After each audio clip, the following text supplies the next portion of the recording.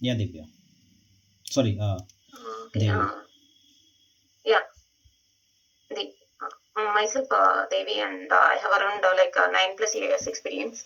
Uh, I have worked for both MySQL as well as postgresql. Postgresql I have around 4 years experience.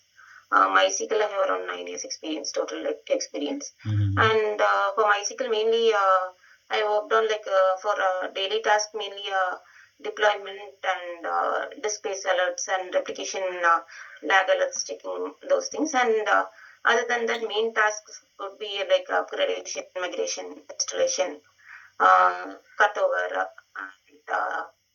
and backup and recovery, DB security, encryption, um, user access, monitoring of DB. Those things I have handled for MySQL. And for PostgreSQL, I have handled installation, upgradation, streaming, replication, backup and recovery, yeah, high availability solutions, user request, yeah. Mm, that's the main thing which I have covered for which I worked on for PostgreSQL. Okay. Yeah. So going forward, let's a general question, right? How much you rate yourself being a DBA out of 10 in terms of MySQL and Postgres? Okay. MySQL, yeah, maybe 8, and PostgreSQL 7. I have around only 4 years experience. Okay. Yeah. So we'll start from the MySQL first, right? So in MySQL, Yeah. you have done the backup and recovery, right? Yeah. So Yeah. I have one scenario. Let's go. You have got a call from the client, and they're asking to create a one copy of production database, right? It is about 1.2 TB or something like that, right? So what your procedure or what your steps to complete this? Uh, uh, Production DB, if it's less than 200 GB or something, right? We can use MySQL dump. No, it's about 2 Otherwise, TB, 2 TB, right? we can use MySQL Enterprise Backup. Mm-hmm. We can take MySQL Enterprise Backup, the MySQL Backup, backup image we have to give, Mm-hmm. and uh, which is like DB word and that path, Mm-hmm. backup name, full backup.ifba, and backup directory we can give, path of a backup directory where the output files and temporary files will go on, Mm-hmm. and with timestamp backup to image, that single full backup uh, which is happening. We can take backup via that, and we can validate it if it's proper, like there is no failure of backup. We can validate with the someone is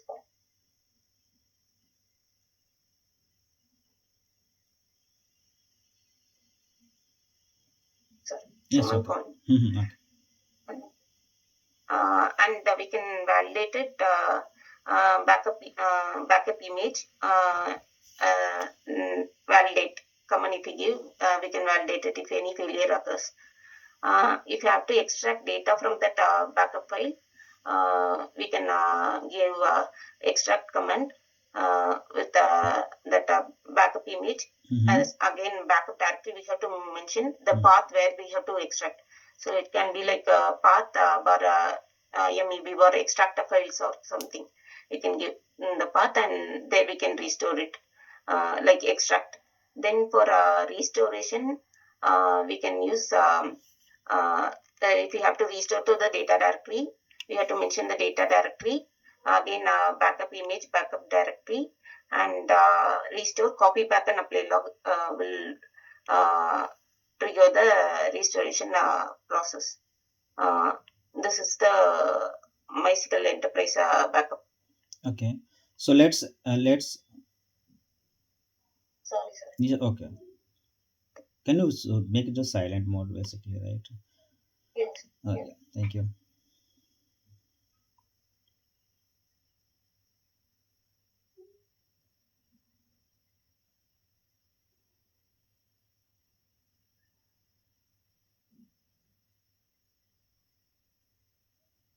Okay, so this backup, right? So let's have it will taking 10 hours, right, to perform this activity, right? Is there an option to reduce this time? What? Three nodes, huh? No, no, no. You have performed the enterprise level backup, right, and backup and restore. It is Yeah, yeah. taking 10 hours, right? Client is asking that can you reduce this time to 5 or 6 hours? Any possibilities? Any parameter need to set on the server side, and we can reduce the time? Uh, Parameters, we haven't done that much because we had around like 500 GB is the maximum Okay, database size we had. okay. Uh, for testing purpose, for Zabbix, we tested it with MySQL Enterprise Backup. Hmm. So, uh, like faster, I haven't set any parameters as such. Okay. Have you heard about the MySQL shell? MySQL shell, Yes. how to? This is a tool basically, MySQL tool, right? Yeah, For MySQL shell, we can check the upgrade if it's happening properly with MySQL shell. Uh, MySQL SH util check for server upgrade. Before upgrade, we can that is one prerequisite. We can do like checking for any incompatibilities with if we are moving from 5.7 to 8, we can check any incompatibilities or there in 5.7 to 8 when we move if the data types or any um, uh, parameters which are removed or something. Yeah. So before that, we have to download the MySQL shell from MySQL website. We have to give the uh, image and Linux image and download it, and we can install with yum install MySQL sh and yeah. okay. What is the storage engine in MySQL commonly used? Storage engine. Yes, storage engine. Uh, InnoDB is the storage engine which is used in MySQL commonly. Like it is for transactional level databases. We use InnoDB. It's mainly for crash recovery and yeah, crash recovery and row level locking and um, for yeah, mainly for crash recovery and performance. We use InnoDB. Other than that, there are multiple storage engines. MySQL is for non-transaction levels, like um, for read loads. But in 8 mostly, 8 we use only InnoDB and uh, only for non-transactional databases, MySQL might be required in 5.7 versions. Okay, so you told me that it is handle crash recovery, right? So how does InnoDB handle the crash recovery? uh, it will have the redo log for crash recovery, which records all the changes to data and index pages. So in case of any crash, right, from redo log, the changes will be replayed. So for yeah, for crash recovery, we would use that. Other than that, if DB is crashed, we can use DB post recovery options uh, to recover the DB and dump and take a fresh dump and restore the full backup which was taken already. And yeah, So you work on high abilities, right? yeah. So let's have a scenario. Client is asking that we have to create one cluster, right, or high abilities for XYZ DB, right, and without any downtime, right? We have installed on a server and it was create on high abilities. So what is the procedure? What are the steps, or what is the plan of action you can create and implement it? High availability without downtime. Huh? Yep, yep. Like we can create a um, uh, like a MySQL instance in server in different data center. We can create it, and we can take a backup from here. And these things should be done as a prerequisite. Like in backend activity, we have to do everything. Backup from here and restore it and set up the replication. We have to take the show master status, change master command we have to give, and start slave, mentioning the master host, master user password, everything. And once and we have to restore, we have to take full backup with the MySQL dump command and restore it um, to the. We have to restore with that backup file MySQL you that user hyphen p less than symbol that backup file we have to give and restore it completely. And then we can check the replication with the show slave status, and we have to make sure data is getting replicated from that one data center to other data center, new DB created. So it will be like a slave created for IoT. So during the window, cutover window, we can if we have to move the connections to the new server, right? We have to stop the applications to old server, and as the data is already replicated, right? We just have to move the connections over here. After stopping the replication, everything, we have to move the connections and and start the slave once connections are application connections are in, and uh, we have to start the replication and make sure DB's data is getting replicated again. Okay, so do you need to pass the IP address in the config file, application config file, or it will detect by default the cluster name and all? Uh, Application side, I haven't uh, Okay. noted down, but yeah, but we have to give the connection string to point to the new server Yes, yes, from that's I'm application asking. end as well. Okay. Yeah, So you work on encryption, right? And yeah. SSL. So what is different between TD and SSL? Uh, TD is for like encrypting the stored data in file system level, like someone get unauthorized access to that file system level. SSL is like in transit, right? So if data is moving from one server, from server to client, and backend we are getting request and receiving updates. There we have to use SSL. Uh, uh, and then SSL we have to create in DB server, and we have to share it with the application team. They will also use SSL from their end with that SSL which we have shared with them. They can connect to DB secure. So, and we can use data at rest and in transit to implement, to explain in detail. Okay, no. So DT and data masking. Have you heard about data masking?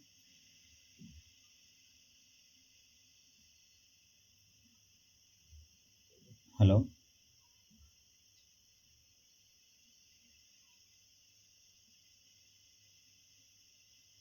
Maybe we cannot hear you. She It dropped. is, yeah, dropped. Maybe some network problem. Hmm.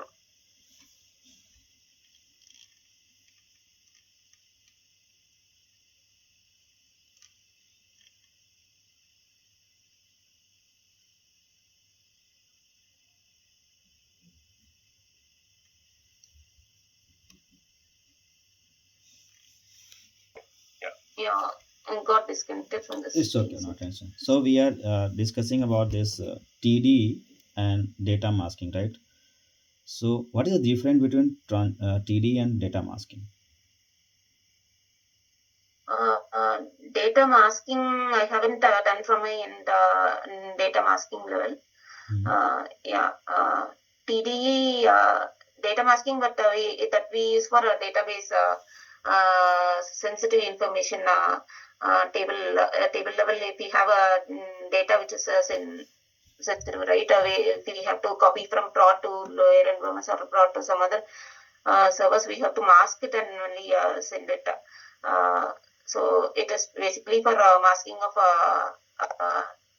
data in tables and databases. So TDE is file system level, which we use with the alter table that database dot table encryption equal to yes. We set it with that, and we have to verify the keyring file, show variables like mod keyring file, and we have to check the status. Plugin name, plugin status from information schema dot plugins for plugin name equal to keyring file. We have to check if it's active. And other than that, we can verify the TDE from like information schema dot tables, table schema, table name from information schema dot tables, where create options like encryption equal to yes. So it will show which tables like are encrypted. So we can verify from file system level that file like a table dot IBD.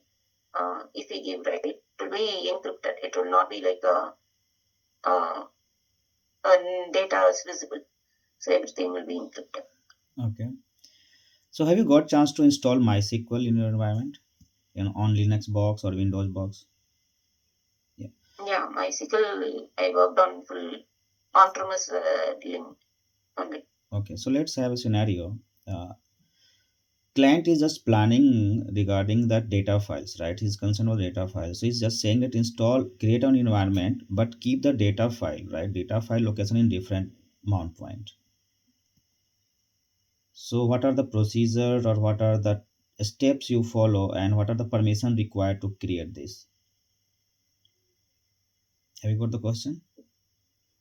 Data file, you mean The data which location, right? one? Data underscore files, right? Or data, we can say that MySQL data, right? Data, Data directory, yes. data directory. Data directory, yes. Okay, data directory. Where do we have to load? We need to create one environment, but we are not Okay. going to keep this data directory on default path. We have to create on different mount point. We have a map the SAN storage, right? Okay. Yes.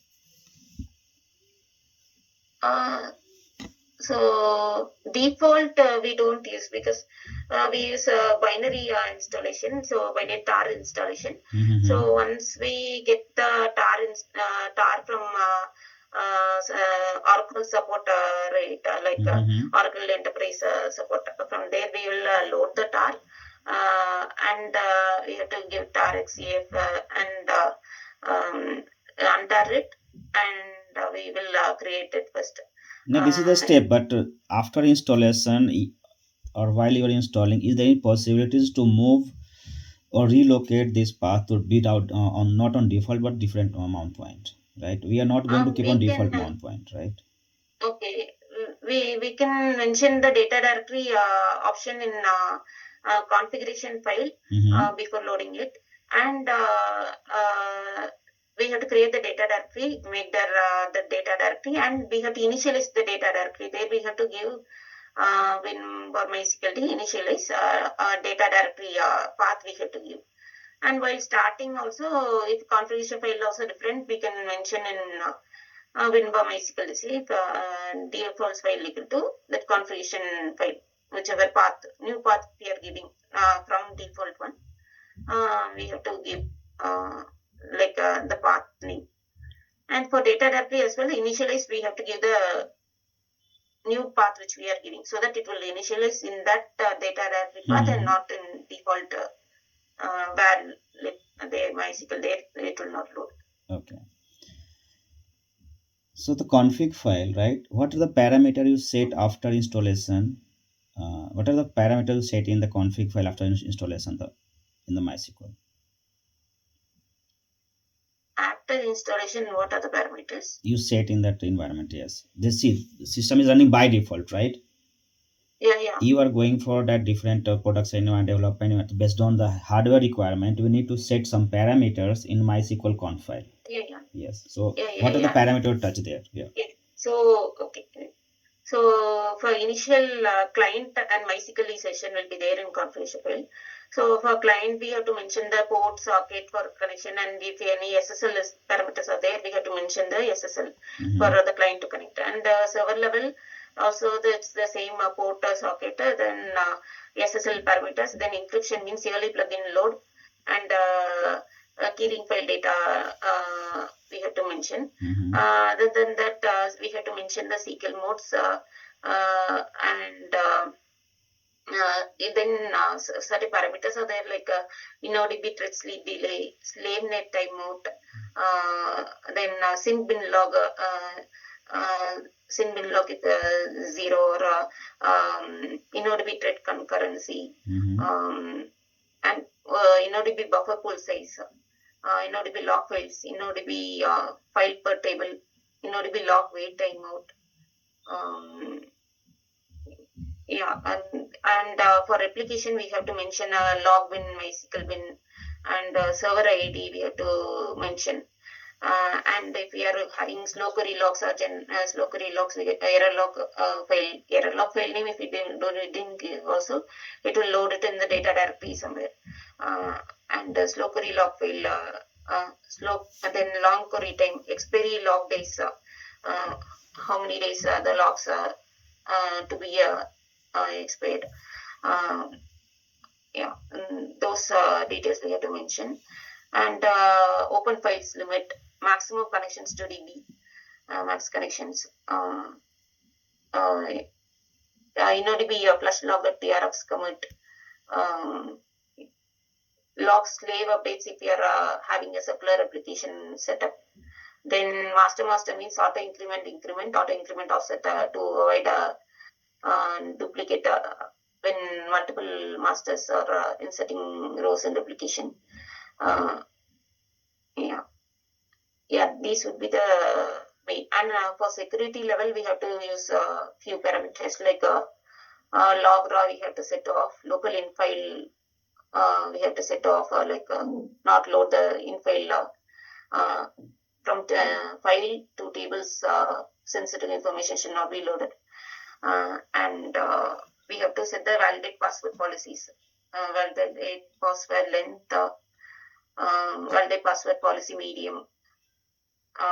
Then we have to, if audit log policy, we have to set that audit log connection policy, and audit log policy, logins, audit log connection policy. If you have errors, if you have to know the connection errors, we have to mention it. Yeah, these would be the main Okay. factors. So we have one system having 128 GB of memory, right? What will you set the buffer pool size? For pool size, I would say set the 75 percentage of RAM. Mm-hmm. 75 percentage of 128 GB you mentioned, right? Yeah, 75 percentage of 128 GB I would set. Okay. Let's have one scenario on the same page basically. Right. If you are getting too many open files, error, right? So how will you troubleshoot this? Too many open files mean first we have to check the open files limit. Mm-hmm. 65536 is the basic one. We Mm-hmm. have to check, set it in configuration file as well. Mm-hmm. And we, other than that, server level, we can check it with ulimit Hutchin. That also should be in 65536. If it's different, like sometimes it will be low, uh, like 30 something, something is there, right?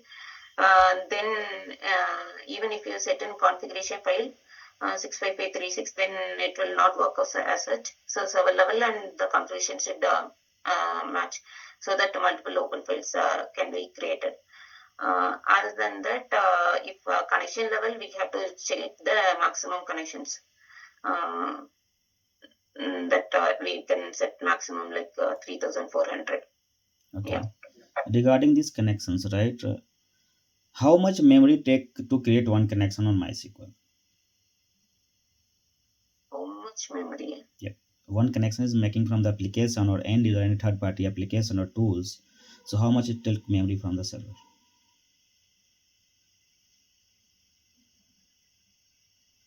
Sorry Not for that. okay. Thank you. So, okay, monitoring parts. What are the system catalog or view or procedure you are using on daily basis to monitor MySQL system?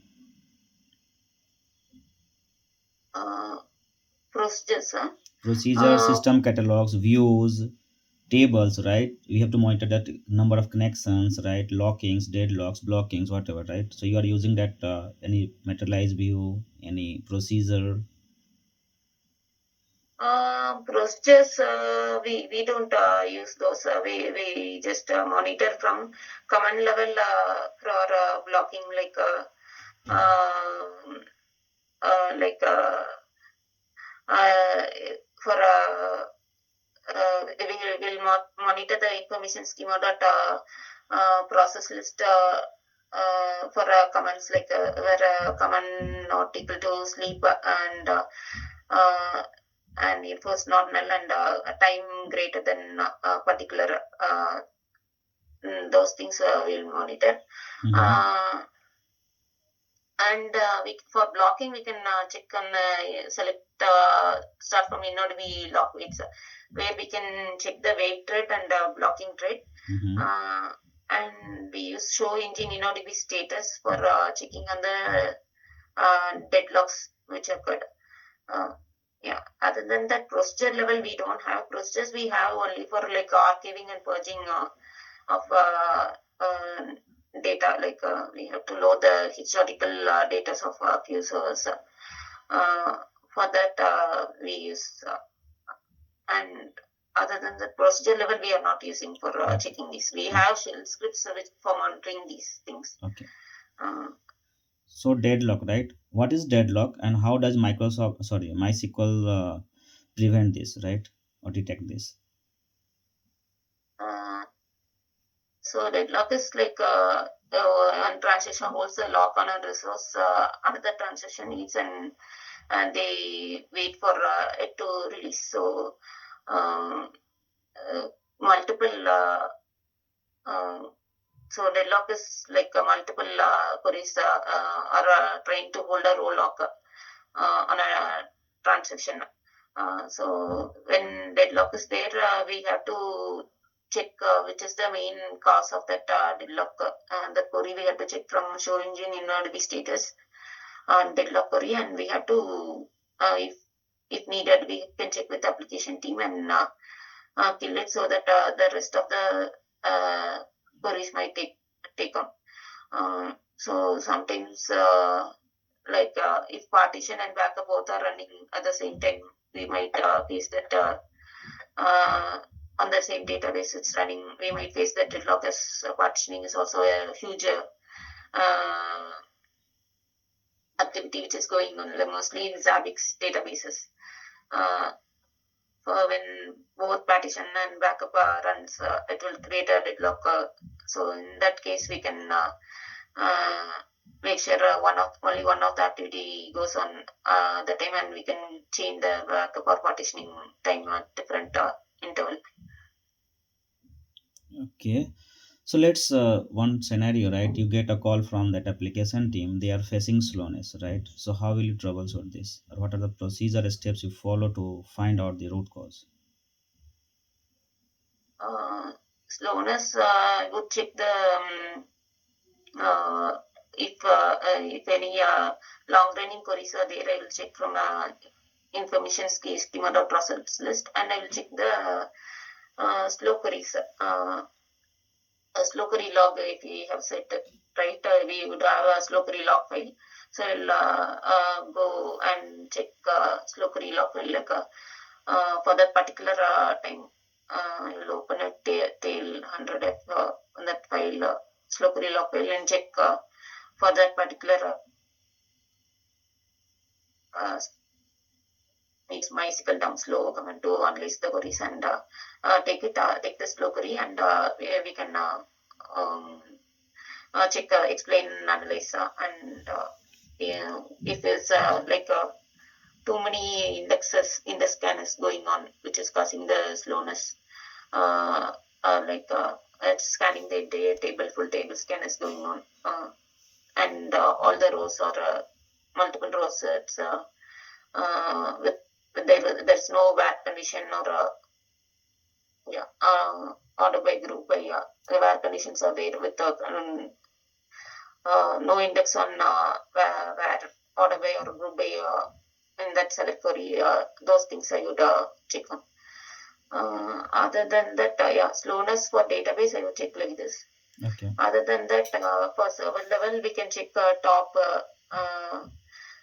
and which process is taking more CPU and causing slowness, and or if the data directory or something gets filled and the space is causing some slowness or something, we have to rotate error log or rotate audit log or slow logs. We have to check and create like MB that error log dot backup and touch that error log and new log generate, or we have to remove the back old backup files. It will remove by normal like explain log days, but still we have to wait for any backup files to be removed. Those we have to check. Okay. So you told that you can go for the explain and explain analyze, right? So what is different between explain and explain analyze? Uh, explain explain analyze with will uh, we use it in 8 Mysql 8 version explain analyze, and it will give a detailed analysis or like uh, uh, which rows scanned and type and rows Mysql the rows which are scanned, and index if index are there like join is used, but no No, proper no, index on we are not going there, right? Just a terminology, right? What is explain and what is explain analyze? Not indexing, nothing, right? Just simple answer, right? uh, Have you seen that estimated I'm and not sure actual on that. row? Sorry. I'm not sure on that, but Okay, not an issue. before, yeah. But before 8 version, right, we used to, in 5.7, we used to explain only, we used to do. From 8, we are using explain analyze. Okay, so Yeah. not an issue. So you told that index scan or index seek, right? So what is different between index seek and index scan? Uh, uh, index can, index seek, I haven't known in detail, like I just mentioned that this full table scan, like Okay, full table uh, scan. Okay, so full uh, table scan and index table, right? Two things here, right? If it is going for table scan or index seek or index scan, what is the difference between? okay. Full table scan is like it will scan the entire table, like if there are no index to identify the particular row, right? With Mhm. there is no primary key or Nothing, yes. index, unique index, uh, uh, or if there is or if you need a composite index on like uh, with two different columns to be grouped together uh, to search for a particular data and to be in a faster state. Okay, If there are no proper index, then it will go for full table scan only. Every rows it will go and check okay. What is heap table then? when there's what What is heap table? heap table. Yep. Heap table That is without index then. Without index table is known as a heap table, right? It is going for the, without the index. yes, it is a heap table. Okay, not an issue. Uh, We are here to see that some RDMS part. What is acid property? SCP. Acid property. Have you heard that? I ACID. Asset property. Yep, yep. Okay. Mhm. Uh, It is atomicity, consistency, isolation, durability, right? So Mm-hmm. durability. So whenever the changes are made, like when the transition is fully committed and move to disk, then it's durability. Like in case of crash recovery, right? When it's completely moved to disk, we can recover the changes. So we have redo log for that durability and uh, consistency of data changes. Isolation is like one transition will not uh, block other transition. Uh, yeah. Okay. What is different between delete and truncate? Delete means it will delete the entire table, like schema, like database, Mm-hmm. uh, and yeah, and entire daily table if we give, right, truncate is like it will have the scheme structure. Mm-hmm. Only the data will be truncated. Okay. Delete we can delete via like with condition also we can delete in that particular condition. We have to remove the data like that we can. Okay. Which will be faster, truncate or delete? Truncate is faster. Why? It, it completely Yeah, go deletes ahead, go ahead. the. Yeah. You're on the right track. Yeah, tell you. Okay, now It can you say? completely deletes full data like uh, Okay. So I'm not moving to sure. the Postgres side. Okay. What do you mean by Uh, MVCC? MVCC is multi-version concurrency control. Mm-hmm. Like uh, it, and the readers will have a consistent snapshot of Mm-hmm. data and not blocked by writers. So there will be multiple versioning of rows, and each will be able to see the current version at the start of the transition, which is Okay. so they'll be able to see What are different that is type of multi-version. table space in Postgres?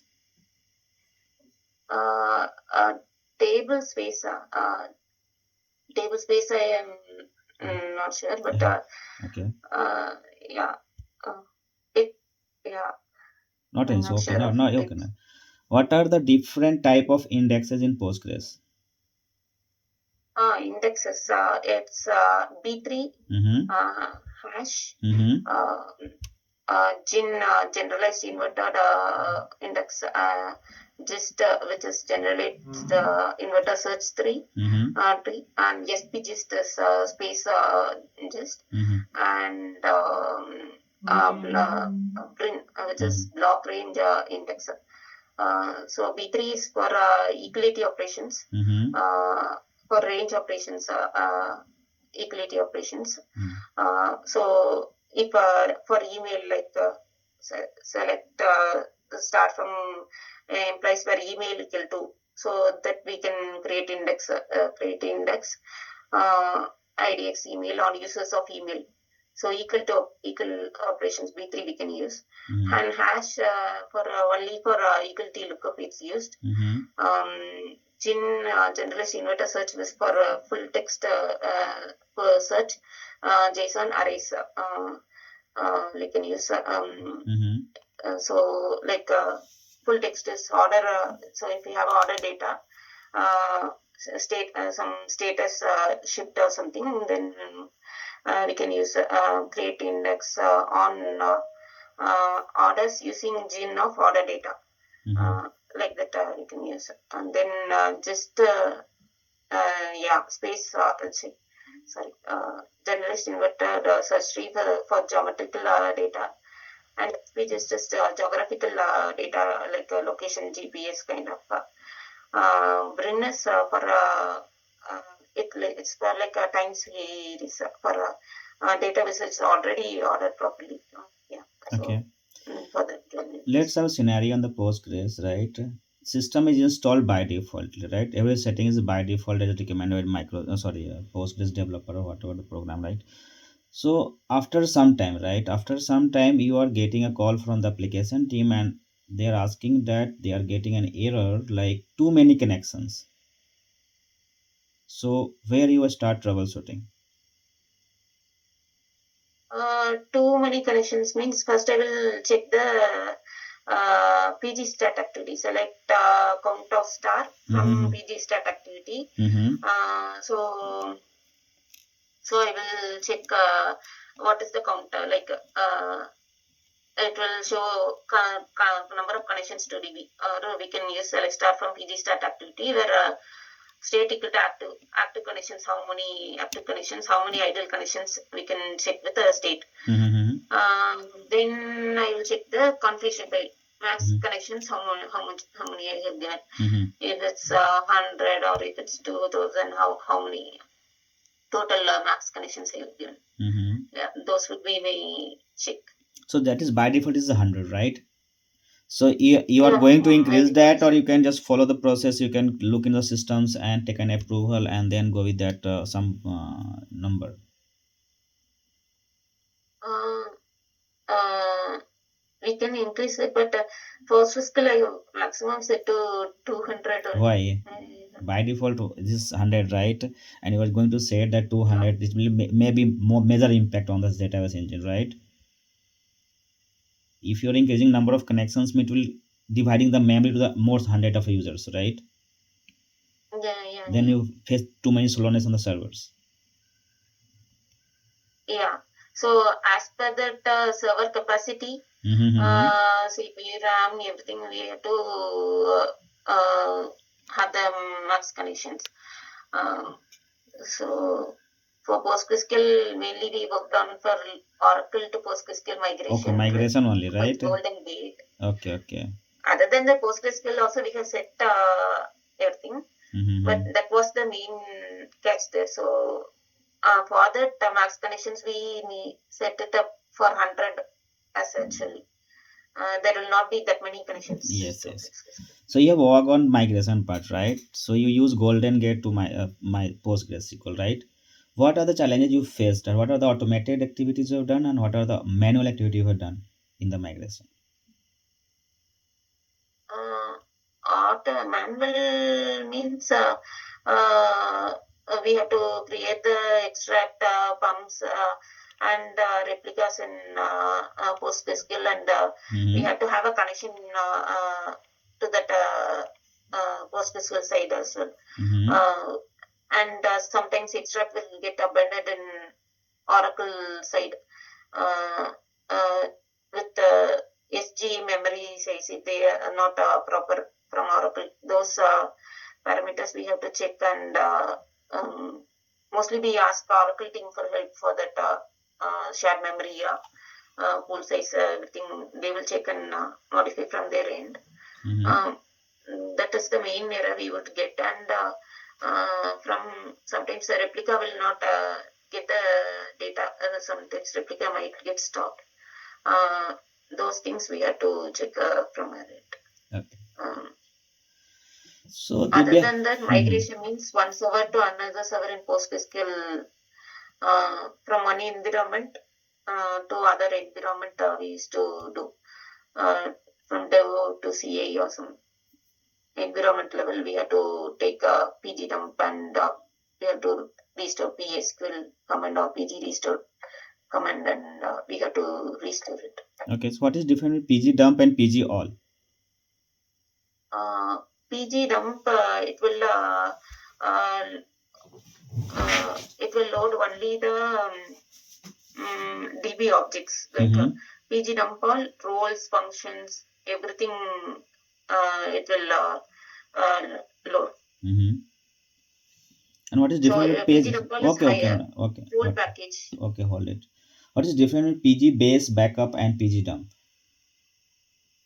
Uh, PG based backup is physical um, backup, physical consistent backup, Mm-hmm. which will take a data directory backup, Mm-hmm. full data directory backup from one server, put it in another standby server. Okay. Uh, So in PG dump, right, we have started, we are going to plan to take a backup using the PG dump, right? And the database size is 500 GB and is taking time about 3 to 4 hours, right? Is there any parameter we can set to reduce this backup time? We can use like a hyphen J Yeah, 8 yeah, or something, so that a number of parallel worker threads to take the dump and restore. yeah, yeah, go ahead. Yeah. Okay. So Uh, I think, yeah, I have done from my side. Do you have any question? so in this team, like what is the shift and how many team members do we have? So about the shift, I cannot say. This is based on the client requirement, right? The general shift, maybe second shift, right? Team is very big. Yeah, The yeah. big There's a big project, right? They have a team of Oracle, MySQL, Postgres, and SQL Server too, right? Okay. Yeah. Anything else?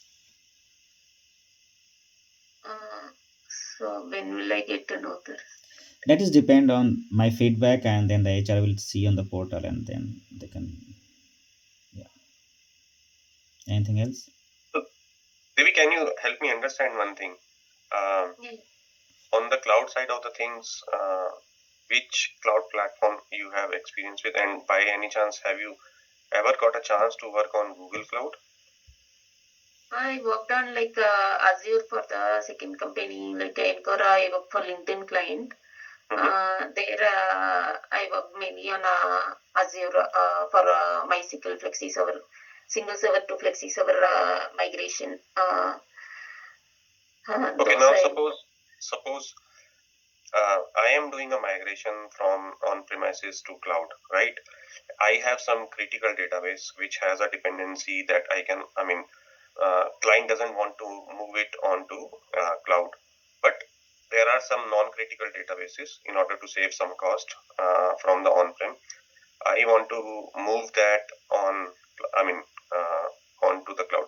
So, what cloud model would I select? mm, we can use DMS database migration service for No, that is something for the migration you will do. So, have you heard about this private cloud, public cloud, hybrid cloud? uh, sorry, I'm not sure on that. So, what are these AWS and Azure? Are these public cloud or are these private clouds? Public cloud. Okay, and then just think logically. If I have to move something, I have already given you the answer, kind of a thing. So, if I want to keep something, critical database on my premises, and non-critical I want to move on to the cloud. Out of this private, public, and hybrid, what should be my preference?